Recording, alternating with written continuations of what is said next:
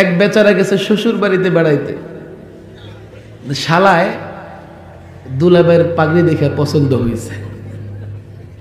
দুলাভাই পাগড়িটা দেন। করে না, তুই পাগড়ি দিবে কেন? তুই তো আলেম না, পাগড়ি দিলে তোর মানুষ আলেম মনে করবে। গোটা দেন, সুন্দর লাগছে। বাস পাগড়ি পেঁচায় মসজিদে নামাজ পড়তে গেছে। ঘটনাক্রমে ওই ওক্ত ইমাম সাহেব নাই। তো লোকেরা দেখছে এত বড় পাগড়ি তার মাথায়, নিঃসন্দেহে এই যুগের ইমাম আবু হানিফা হবে। ধাক্কা দিয়ে সামনে পাঠাইছে। ওই তো নামাজ মাঝে মধ্যে পড়ে না, ঈদের নামাজের ময়দানে গিয়া বলে সলাতুল ঈদের জানাজা।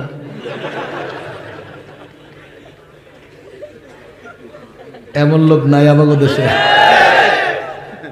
সলাতুল ঈদের জানাজা পড়তে গেছে।